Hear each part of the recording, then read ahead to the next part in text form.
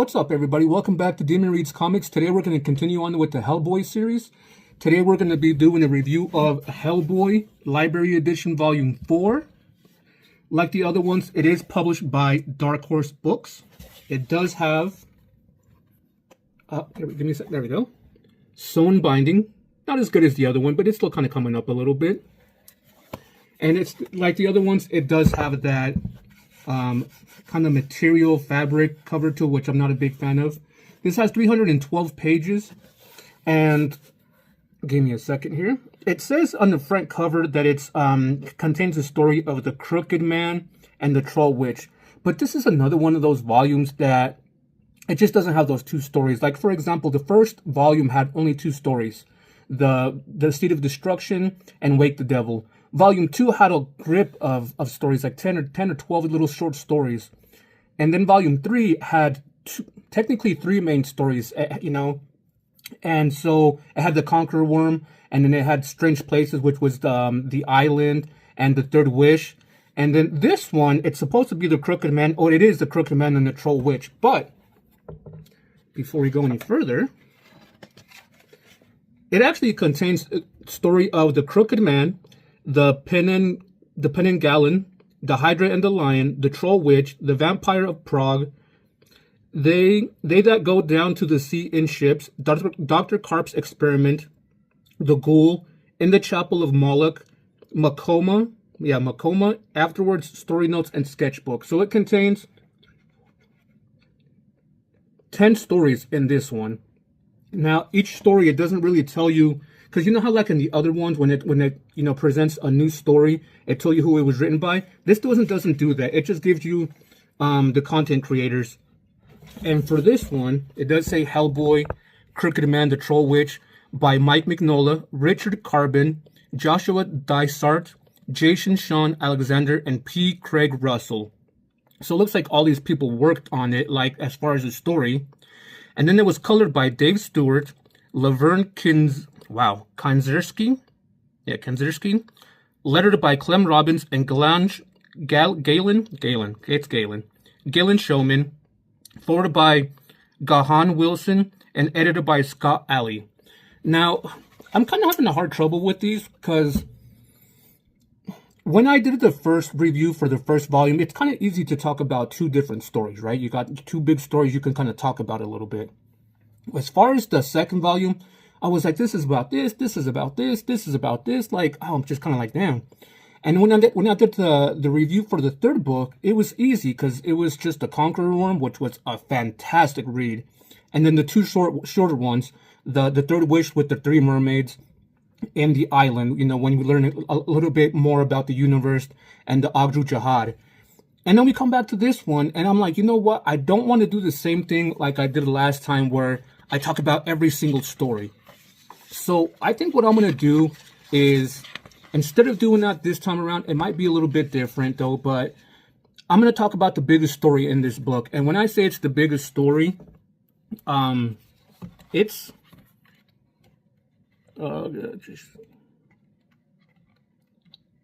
right there, actually. Nope, a little bit more. Right there. Nope, one more. It's this much, so it's about 3/4 of the book. It's the biggest story by the Crooked Man. The other ones, they're not even that big. The Crooked Man, it has about 80 pages, 75 pages to it, so it's a big book. The other ones only have 10. That's 10. That's not even, I'm sorry, that's 11. That's 12. Then it has 20, 20, 10. I think the only other bigger one would be Makama, that I might talk about, but I don't want to spoil too many of the stories. Because I don't like how I did it last time. So let's go ahead and crack open this book. I'm going to talk about the Crooked Man for sure, and kind of flip through the pages, because in a nutshell, all the stories are kind of the same. And what I mean by that is it tells you a year. You know what? Let's go ahead and crack this open, and I'll tell you what I'm talking about. So let's go ahead and crack this open and flip through the pages. Alrighty, guys. So let's go ahead and crack this open, flip through the pages, and I'll tell you what I meant by all the stories are kind of the same. So Here's the end page, which is exactly like the first three. Which, like I said, it's nice, but it's kind of like weird that you see a Hellboy, but it's white on the other side. You got a little sketch of Hellboy there. That's freaking awesome. Hellboy Volume 4, The Crooked Man, The Troll Witch. Then you got the creators, the people that worked on it, the credit page. I think that's what they call it, the credit page. And then you got the contents, table of contents. Like I said, you got the Crooked Man, the Penanggalan, the Hydra and the Lion, the Troll Witch. Now, what I meant by that is, you know, on my first part of the video, these stories are all the same. It tells you a year, it tells you kind of the lore of what's going on. There's a fight, and then you move forward. And there's not really much detail to it, because a lot of these short stories happen in the years of Hellboy being in BRPD. And last that we, BPRD, I'm sorry. And the last major thing that we know of Hellboy is that he left the BRPD, you know, and then he went to Africa. And so these don't actually have to do with the, you know, any time afterwards. These are kind of before all that. So they're just kind of short stories to kind of, you know, fill in the gaps.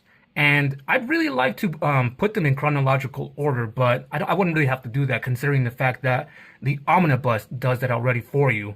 So if you pick up the omnibus, even though it's like this thick, it has all this stuff in chronological order.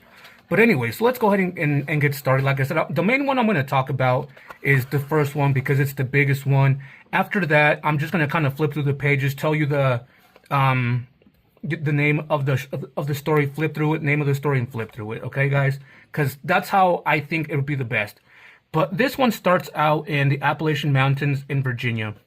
1958. Still, it's, you know, it's a while back, so Hellboy's technically still in the BRP or BPRD. This one's a little bit different though, because the art is completely different than what we've been so used to seeing in the first three volumes. And I know it's because somebody different was not writing it, but I guess doing the art. So we start off in the Appalachian Mountains in a cabin. Hellboy's already there. It's not like they called him, but Hellboy's already there. He's looking at a girl. And there's something wrong with the girl. They think she was sick, but she's not. She's been witched. And then randomly, some guy named Tom comes in, and they're like, "Oh, Tom Farrell, haven't seen you around here." "Oh, I was just passing by." He like knew something was going on. That's why he stopped right here. He and Hellboy kind of look at the girl on the floor, and they notice right away that there's a witch ball and that she's been witched. So they need to try to help her, and the only witches that they know about lives up the mountain.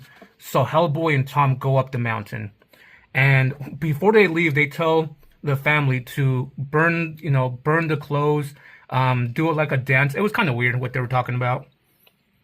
But on the way up there to go see that other witch, we get a nice interaction between Hellboy and this guy named Tom Farrell, about his mom being passed away, about his dad not seeing his dad anymore, about why he left, things like that, and how he used to kind of be. Actually, they don't go into it right quite yet, but they get that introduction together, which is kind of nice, actually. So eventually they make it up to the woods, and they go to the witch, and her name is Cora. When they go into her house, they notice that the house is kind of empty. There's nobody there. They kind of start looking around. They find more witch balls. They find a bottle, or they find a holy Bible. It says crossed down. It says Cora Fisher. Then they find a bottle with a bug in it, and that's the demon, supposedly. That's not the actual demon, but it's a representation of the demon. And in the bedroom, they see a skinless Cora, and just randomly, they kind of just sit there and wait for Cora to come back.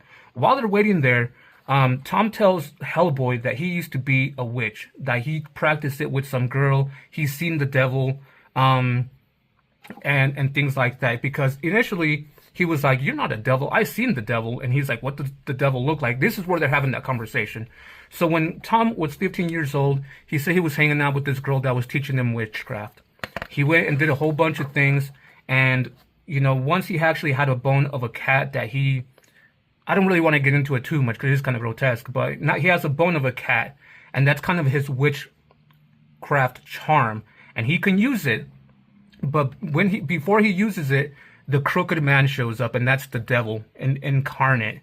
He gets so scared that he runs back to his house, and he sees that there's a frog on his porch, and he knows that he kind of made the deal, and now he kind of has to stick with it. He got so scared about this that he ran away from home, joined the military and things like that, and he's been through so much, but he's still alive. Then we kind of go back to this, the house where Hellboy and Tom is. They hear something. It's a raccoon. That raccoon crawls back into the skin, and it turns into Cora. And they're like, Cora, what the heck? What's going on? I'm sorry, I'm into witchcraft, this and this and that. Well, after that, when they leave, they're going to go see a reverend, a priest, up the hill a lot more. When they go outside, this chick right here shows up again, and she's a witch, obviously, and Tom knows that because she hasn't aged in so long. Eventually, the Crooked Man supposedly sends a gift to Tom because the Crooked Man knew Tom was coming. And this is the gift, the horse. And when she gives Tom the horse, Tom knows right away what that horse is. He takes off like the harness from the head, and it turns into his dad. So, as soon as he turns into his dad, he passes away, and they want to take him up the mountain to bury him in the church. And that's the next mission about this. They go up the mountain. While they're going up the mountain, though, they come across some mines. And these mines, this is kind of interesting, though. I like this part. When they come across these mines, supposedly these mines are full with, what are they called? Melungians? Melungians are supposed to be the descendants from the settlers of the Roanoke people that disappeared, and they got mixed in with the Croatian Indians. And so supposedly they're there. There was this big cave-in at the mines. There were screamings down there. Eventually, the Melungians were in the air flying at night, and they went in there, and there were screams. They think that the witches ate them, and they stayed there because they were never seen again. Well, when that happens, some crazy thing happens with Cora because they start calling out her name. The people in the Melungians start calling out Cora's name. Something weird happens with Cora. I don't know exactly what happened to her, but, a big insect comes out of her mouth, and she ends up exploding.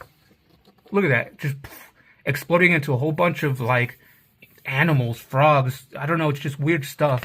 Eventually, Hellboy kicks their butt and destroys them. But they take... They still carry on. They make it to the church where they meet the reverend. This reverend is actually blind, though. So it's kind of weird.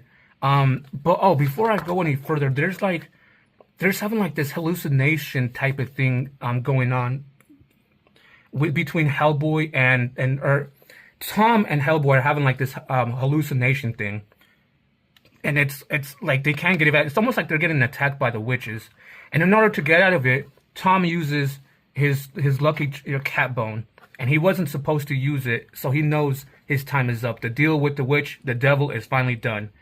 When they finally make it up to, they're about to make it up to the church, but they come across another cave, and there they see this girl again, and Hellboy's like, I'm done with this. He shoots her, and she kind of disappears. So eventually they make it up to the church. It's kind of run down a little bit, where they meet a father, the priest. And the priest is blind, but he knows exactly what's going on here. He knows what's going to happen. They hide out at the church, and a whole bunch of witches and the troll eventually come, but they can't cross the barrier of the fence where the church is. So the crooked man's like, okay, you don't want to come out, Tom, and give me that lucky bone? Well, I'm going to bring you out. And that's exactly what happens. He starts getting, people. This is kind of cool, actually. It tells you exactly what the witch balls are, which was kind of weird. But the Crooked Man eventually starts not really digging up, but bringing caskets from out of the ground, with telekinesis type of thing. And he starts throwing them into the church, and he starts bringing it down. And since that's not working, he tries to get into the father's head. He gives him riches. He turns him young. He gives him his sight back. But the priest is like, I don't want all this stuff from you. I'm not going to take this stuff from you. I want to go blind again. And it's around this time that a whole bunch of crazy stuff starts happening. All the caskets that were being thrown into the church, the corpses start coming alive and start attacking Hellboy and Tom.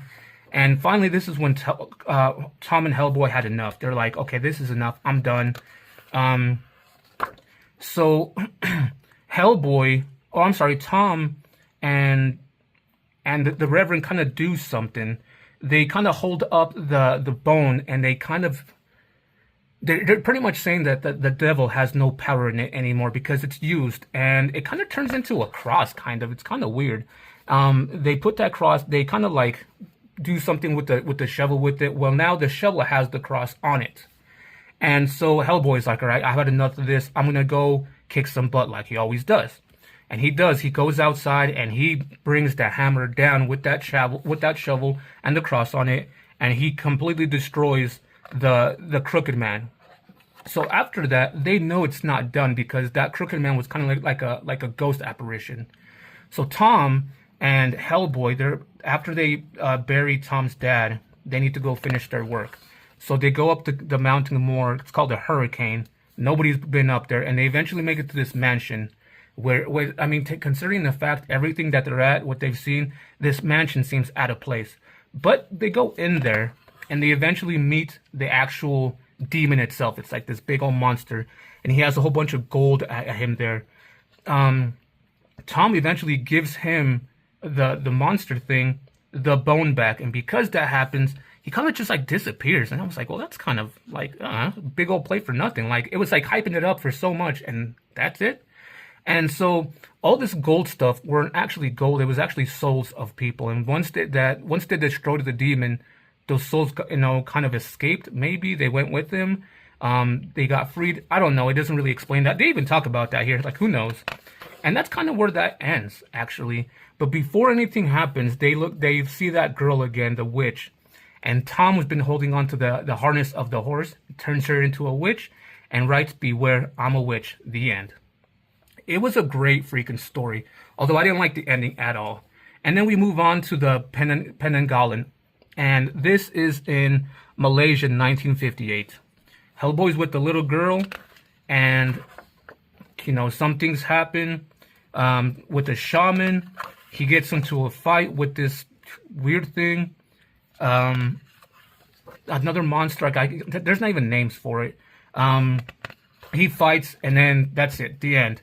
So much for you, pal. That's it. Like, that's why I can't really talk about these stories, because some of them are so short that it's like, well, okay, that was a great small short story. Like, for example, Alaska, 1961, The Hydra and the Lion. Hellboy's, obviously still in the BRPD. He's talking to this guy. He gets a little bit of lore about, what's going on here in Alaska in 1961. They talk about it a little bit. They meet the Hydra. They meet the Lion. They meet this girl. And Hellboy gets into a fight with the Hydra, and he sees this lion, and it kind of ends. Like, it was pretty much like a short story. Like, at first when I read it, I kind of had to go back, and I was like, okay, no, this did happen, but was he telling the story, or is he kind of like was that his report? Like, it was weird. So here's the actual story of the Troll Witch. And this is kind of like the last one. I'm not really going to talk about it, actually, but this is the last thing I'm going to kind of go into. But Hellboy goes into this. I'm sorry, before I go into that, this actually doesn't even tell you what time it is, but he goes into this cabin, and he meets this witch. And they kind of have this big conversation about Hellboy. And he's just kind of sitting there listening and listening. And it talks about a troll, this baby, I don't know. It's just this baby grows up to be this girl, and with that troll still, Hellboy gets into a fight. It's just kind of the same repetitive stuff. These stories are nice, though, to fill in the gaps of everything. But look, it's already the end. And it's like, I couldn't even really go into details about it because it spoils the story. I pretty much spoiled the Crooked Man. I don't want to do that for the rest of these stories. So I'm just going to kind of tell you the name of the stories. And kind of flip through them a little bit so you guys can see the art. This story is called The Vampire of Prague. Obviously, I do want to say that Hellboy eventually fights a vampire. That's as much as I want to give that. I don't want to, go into detail. I do like this card stuff, though. There's one thing in here that I wanted to show you guys. Hopefully I can catch it. Yeah, this part was weird though. It was weird. The art's a little bit different than from what we were used to though too as well. It's different from the Mike Mignola art. It's different from the art that we saw in the Crooked Man. It's different. I like it. Oh, here's the thing I wanted to show you guys. So for those of you that don't play poker, know nothing about poker, when you get a full house, it tells you in poker a full house beats a straight. That's so awesome. Anyway, and that's the end of that one. Like, they're really short stories. This one's kind of a little bit of a long one. They that go down to the sea in ships. It goes back to that art from like the Crooked Man art, which is, this has to do kind of with like pirate ghost. Obviously, again, we're gonna get some back story with it. Hellboy's gonna fight the ghost, the demon, and save the day. But I like the art in this one. It's a lot smoother than the other one was, than the Crooked Man was. That's why I liked it so much, because it's like a lot more, not smoother, I think I want to say more colorful actually. But the story was actually pretty good.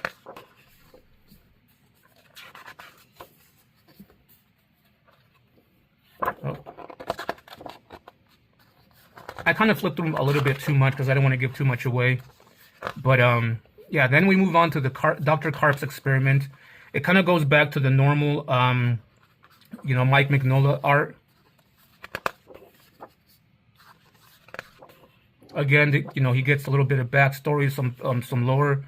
He fights kind of like this big monster. I think this one's the ape. It was actually, I don't know what the Nazis had or people have with, you know, making mechanical apes and bringing big monkey monsters to life. I don't know. This is like the third one I've seen. So, yeah, the end. The Ghoul of Reflection on Death and Poetry of Worms. So some of these, oof. Some of these are, the titles are so long. I do like the art in these, though. See, that wasn't even that long. It's already over. In the Chapel of Moloch. This is actually kind of a big one. I'm going to kind of flip through this one because this was a very great story. It's a long one. It's in-depth. Yeah, I just absolutely liked it a lot. I don't want to give too much of it, so I'm going to kind of skip through it. What does it take place? I know this is still when Hellboy is still in the BRPD. He hasn't quit yet.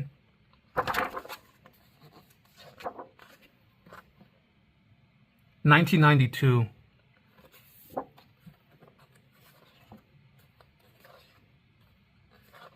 This was a great story. I absolutely loved this one.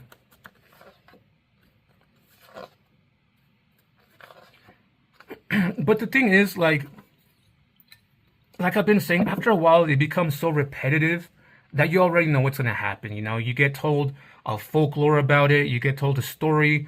You know, Hellboy goes and investigates, and you know, he fights a demon, a ghost, or something paranormal, and he comes out alive. Some people do, some people don't, but Hellboy does.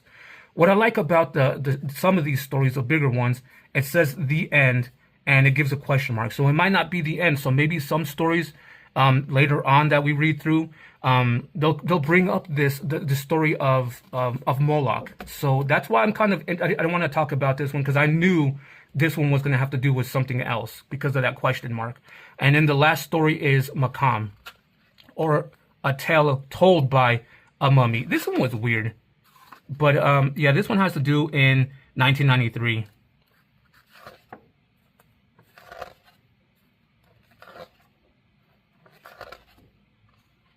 This is the reason it was weird to me, because in the story, and it's like, okay, I'm so used to seeing some stories that are Mike Mignola type art, and then we had like the Crooked Man type art, and then we had like the pirate type art. This one, it started off Mike Mignola. Okay, so the ones I was saying, each story was like that, and it was great. But this one, like in between, the art changed. It was so weird to me. That's why I said it was weird, because you got this Mike Mignola art, and then all of a sudden, it changed. It was so weird how it changed.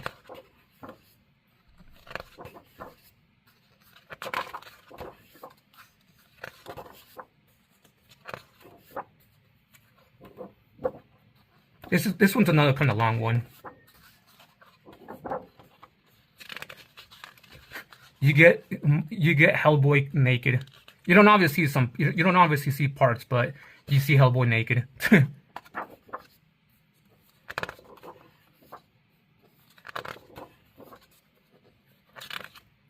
If you guys don't know what that is the dragon, the 7-headed dragon that it's always talked about, the Ogdru Jihad.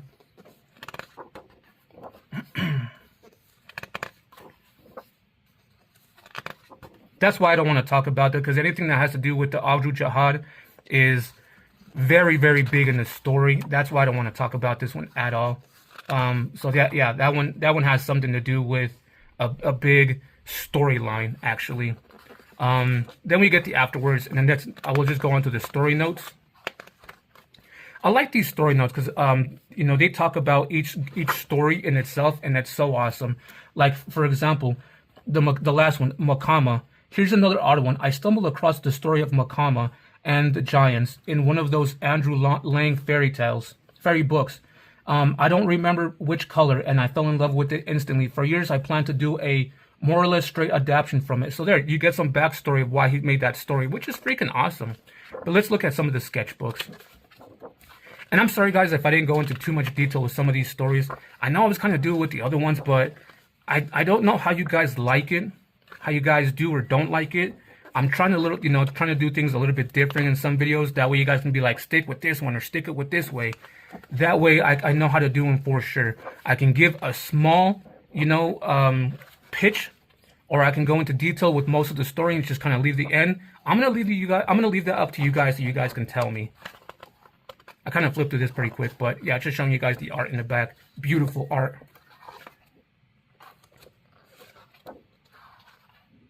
This right here was so awesome to me. The Crooked Man, Hellboy with his right hand of doom. You got Tom. And then you got, oh man, it's just, you got the little beetle in the bottle. Also, for you guys that don't know yet, I don't even think they mentioned it so far yet. I think they did mention it about Hellboy's gun. He's used his big gun. He got it gifted to him by the Flame of Liberty, one of the originals from the paranormal stuff. When Hellboy first came up, when he first came summoned. Later on, that Flame of Liberty guy gave it to Hellboy, and it's called the Good Samaritan, the gun itself. But it was explained that it got gifted to him, but it actually hasn't been told that the name is called the Good Samaritan. But I did want to put it out there. If I catch it in one of the stories, I'll let you guys know. But anyway, guys, here again is like the back, with all the Hellboy stuff. And like I said, I don't plan on I was thinking about reading all this stuff, but I don't plan on picking it up.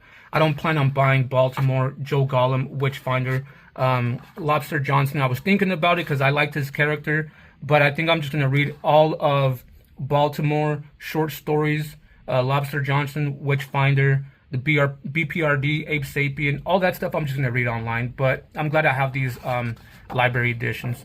So here's the back end page, and then the back of the book, guys. So let me know what you guys think on if you guys like the way I do this review, or if you guys like me going into more detail. Next, let's go into the rating for this book and see what you guys think. Alrighty, guys. So before we do the quick review, before we do the rating on this, let's do a quick recap of it.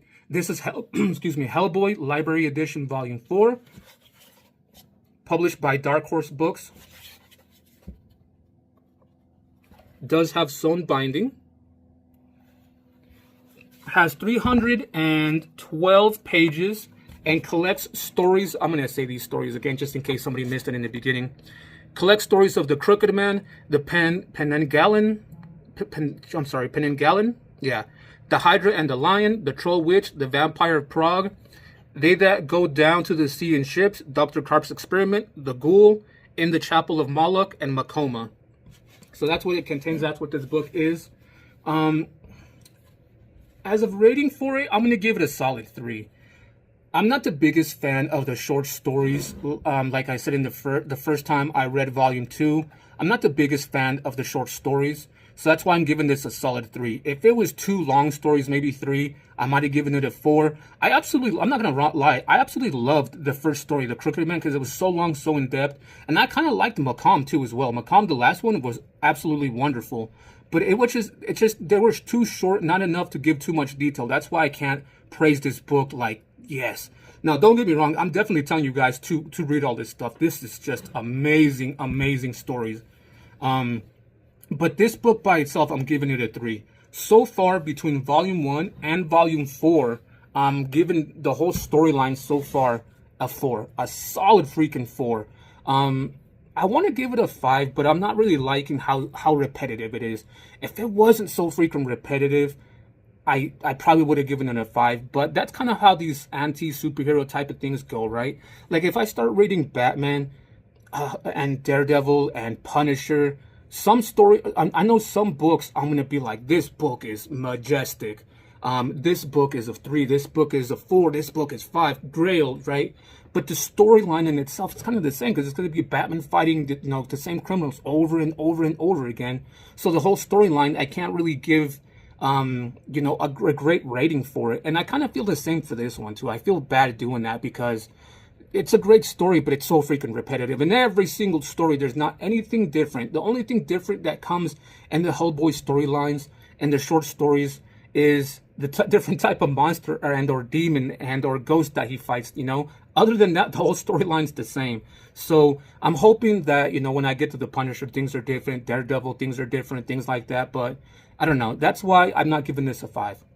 And like I said, guys, while I was doing like the flipping through the pages, I don't know how you guys like me doing the reviews. I don't know if you guys like me going into detail about each story. If you guys want me to give you a pitch about 1 or 2 short stories. If you guys want me to give you a pitch about a little bit of it and not spoil it. I don't know how you guys want me to do it. I figured I'd try something different with this one. And if you guys like it this way, let me know in the comments. If you guys want me to go into more detail about every story, let me know in the comments as well. I don't know how to go around it. Yes, this is for me, but more after overall, this is more for you guys to enjoy, to be like, okay, I really want to get this. So let me know in the comments down below what you guys prefer me to do. That being said, guys, I hope you guys liked the video. Please leave a like, leave a comment as well. I'm not picking up any more, I'm not taking any more recommendations. I have enough books to go through right now, and I kind of got to get through a lot of it. That being said, I'm not taking recommendations for a while, but still, if you guys want, you guys can leave recommendations, and I'll maybe put it in a pile, maybe look at some reviews of it. And when I start, buying books again, maybe I'll look into it. So if you guys want to leave a high recommendation for me to read, why not? But as for now, I'm not buying anything for a while. So anyway, guys, that being said, if you guys haven't done so already, please subscribe to my channel. It really helps build my channel up. Thank you to everybody that's been watching, liking, commenting, and subscribing. I appreciate it from the bottom of my heart. I really do. I cannot praise the people that have been doing it and have been watching my channel and supporting me. Thank you very much. All that being said, guys, I know I blab on a lot in these videos. All that being said, guys, take care, stay healthy, and we'll see you guys on the next one.